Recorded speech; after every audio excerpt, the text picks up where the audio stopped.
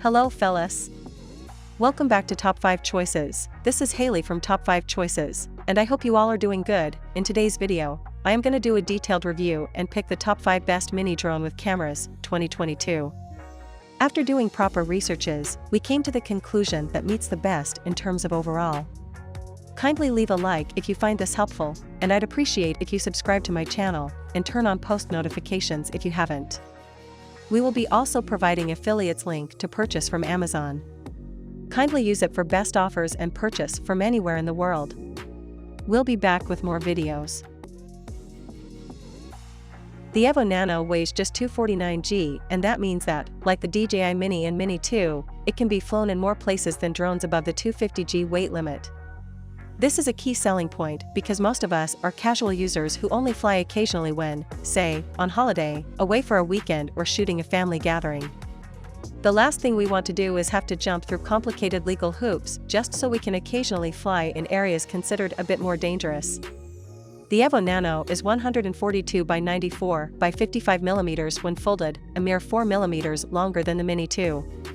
But at 260 by 325 by 55 mm when unfolded, it has a considerably larger wingspan, which you could argue gives better stability in wind. Like the Mini 2, the Evo Nano is rated at level 5 for wind resistance. To be honest, you'd be hard-pressed to tell the difference between the Nano and DJI Mini 2 even when on the ground, let alone in the air.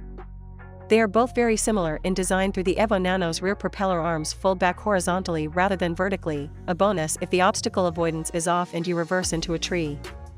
Build quality is perfectly acceptable for this price point, though the Nano's plastic construction does feel a tad thinner than that used on most DJI drones. Nevertheless, the Evo Nano feels so light in the hand it will probably survive most crashes, unless of course it's flown straight into a wall in sport mode. Like any modern drone, the Autel Evo Nano ships with a hand controller replete with cradle for plugging in a mobile phone so you can view the scene from the drone's camera along with a wide range of in-flight stats. The Evo Nano's hand controller feels reassuringly weighty and extremely comfortable in the hand, and it's not as brick-like as the DJI Mini 2's. It's equipped with all the right buttons, too, including Return to Home, a dedicated button for image and video taking, and a fantastically smooth and beautifully dialed gimbal controller. However, where DJI controllers have a space for storing the joysticks during transport, this model doesn't, so you'll need to remove the sticks before putting the controller in the supplied bag and store them in the bag's zipped compartment. The Skydio had improved the camera. The 1/2.3-inch sensor is capable of 4K footage at 60 frames per second, which is fine for the average user, but flying it next to the higher resolution camera in the Autel Evo Lite Plus 7/10 really showed how last generation the Skydio camera is. If image quality is your main concern, get the DJI Air 2S 910 or Evo Lite Plus. The Skydio 2 Plus produces great video results, but given how far ahead of the competition the rest of this drone is, it's disappointing that the camera isn't similarly ahead. I also found the white balance to be less than stellar. You can adjust it in the app, but there's no support for log video, like DJI's D-Log. Shooting in log results in higher dynamic range video, which you can color correct later in software, a process that can be greatly streamlined with color LUTs. But if you don't plan to edit and color grade your video in software, the lack of a log gamma curve won't matter. The missing log curve will mostly affect pro photographers, which is a shame, because the Skydio would otherwise be a great option for them. It still is if you can live without log. But the Skydio's automated flight features mean you don't need hours of flight experience to get great shots. The key to Skydio's automated flight system lies in its approach to obstacle avoidance. Instead of looking for objects to avoid, the Skydio 2 series uses 6 onboard navigation cameras to build a real-time 3D map of its surroundings. It then uses this information, along with some AI smarts, to navigate its way through places that other drones can't manage. That alone is impressive, but it was also in the original Skydio 2. Earlier this year at CES, Skydio launched a new automated flight system it calls Keyframe. Keyframe takes Skydio's sophisticated 3D modeling capability and turns it into an automated flight system.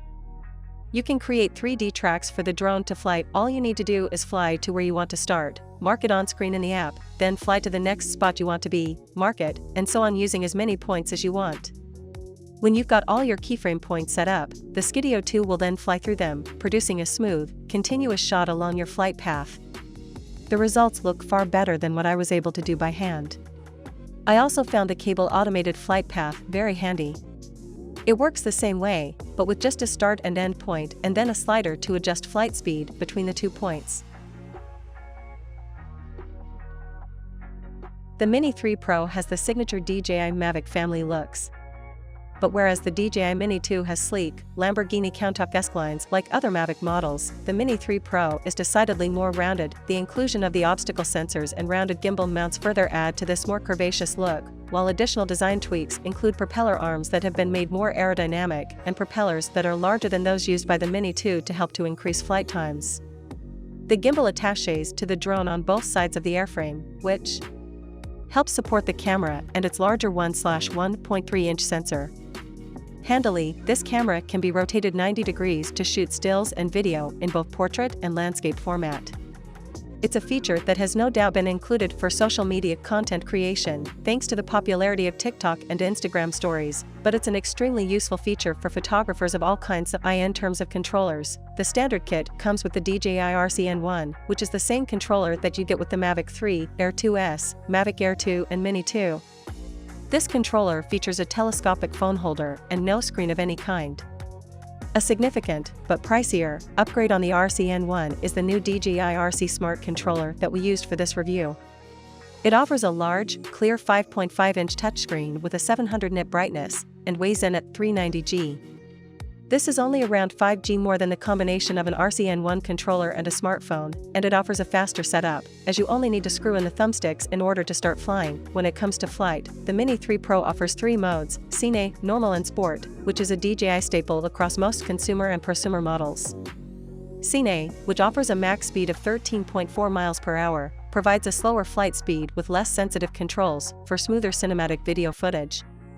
The normal mode, with a 22.3 miles per hour top speed, is the most commonly used mode, while Sport is the fastest mode, with the drone able to reach 35.7 miles per hour, although collision avoidance is turned off. Despite its small size and lightweight build, the Mini 3 Pro has a wind speed resistance of just under 24 miles per hour, and performs reasonably well in these conditions, particularly when you're flying in the more powerful Sport mode.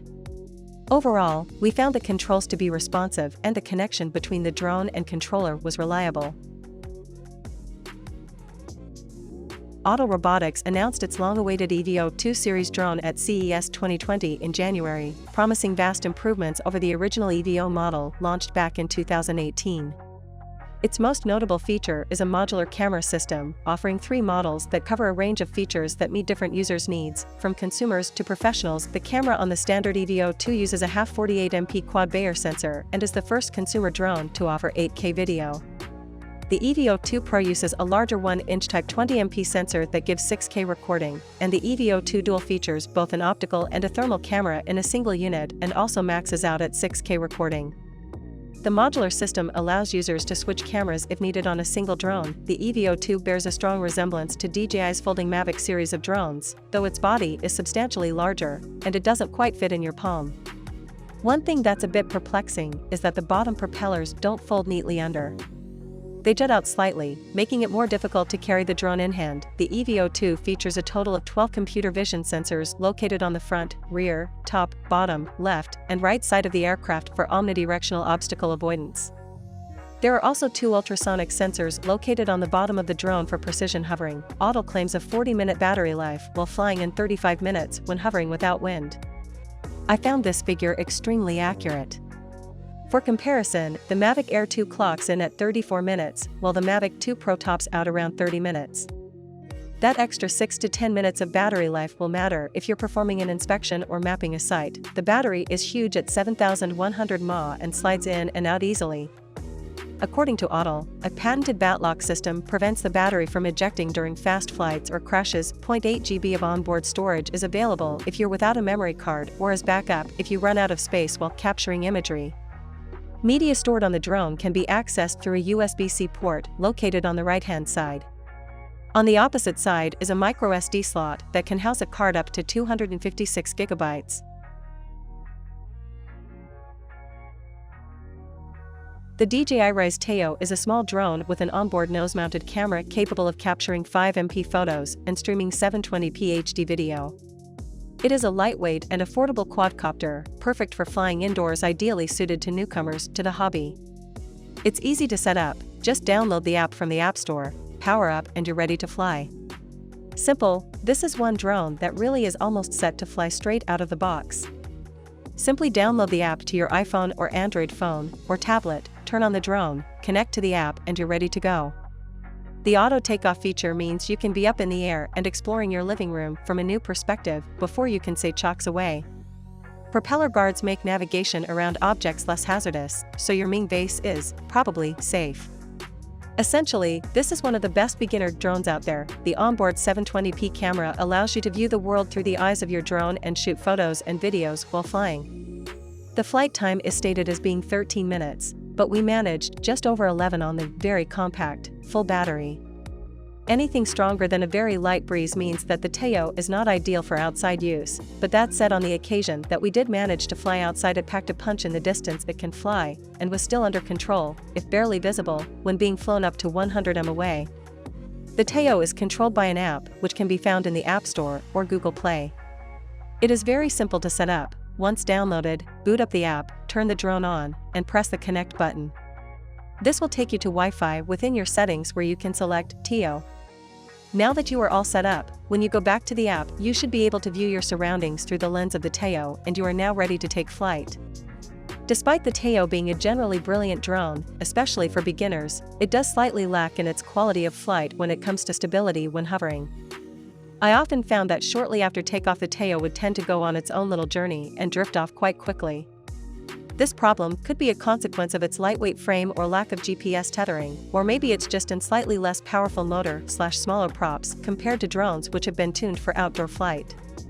But it's a minor issue and easily corrected, and with the reassurance of propeller guards, no matter where it drifts off to, you can always be assured that things are unlikely to end in disaster.